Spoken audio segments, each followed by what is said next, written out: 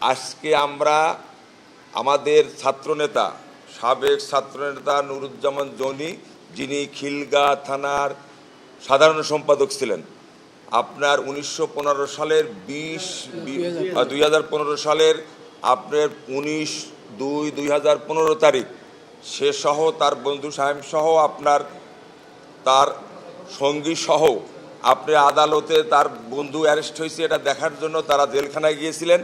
জেলখানা থেকে ওই দিন তাকে অপহরণ করা হয় এই 2015 সালে।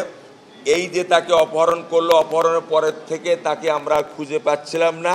তাকে গুম করে রেখে 2 দিন পরে অর্থাৎ 20 তারিখে, একদিন পরে 20 তারিখে ভোররাত্রে 3টার দিকে তার বাড়ির সংলগ্নেই একটি পুকুর পাড়ে নিয়ে যায় তাকে ক্রসফায়ারের নামে হত্যা করে। উদ্দেশ্য ছিল বিএনপির মতন একটি দলে সে যেহেতু ছাত্র দলের নেতৃত্ব দেয়, এই কারণে তার ব্যাপক জনপ্রিয়তা ছিল। তাকে যদি হত্যা করা হয় তাহলে ওই এলাকা আন্দোলন সমাবেশ কোনোটাই হবে না এবং বিএনপির মতন একটা দলকে নিশ্চিহ্ন ধ্বংস করা যাবে। এই কারণে তৎকালীন ডিএমপির কমিশনার আসাদুজ্জামান মিয়া এবং ওই খিলগাঁও জোনের উপকমিশনার যিনি পরবর্তীতে অতিরিক্ত আইজিপি হয়েছিলেন কৃষ্ণপদ পাল রায়, এই নারা 2 জন মিলে এবং অন্যান্য আসামিরা টোটাল 62 জন আসামি সম্মিলিতভাবে অংশগ্রহণ করে একে একে তার শরীরে 16টি গুলি করে নির্মমভাবে তাকে হত্যা করা হয়। এবং এই নুরুজ্জামান জনিকে হত্যা করার পরে তার সেই সময় 7 মাসের অন্তঃসত্ত্বা তার স্ত্রী ছিলেন, তাকে সহ তার যে নির্যাতন করেছে, পরিবারের উপরে যে নির্যাতন করেছে, ওনার বিরুদ্ধে মিথ্যা মামলা দিয়েছে।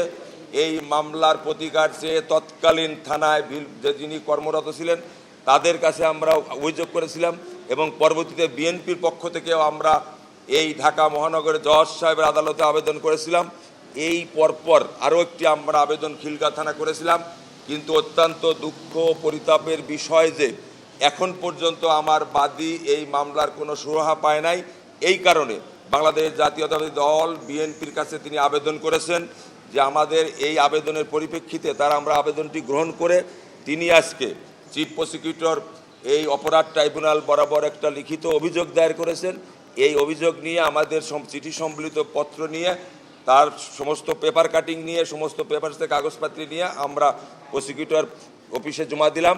ওনারা রিসিভ করেছেন এবং ওনারা বলেছেন আমরা এটা ন্যায় বিচারের জন্য অপরাধ তদন্ত যে সংস্থা আছে আন্তর্জাতিক অপরাধ তদন্ত তাদের কাছে ওনারা পাঠাবেন এবং দ্রুত ন্যায় বিচার পাবো বলে আমরা আশা করি।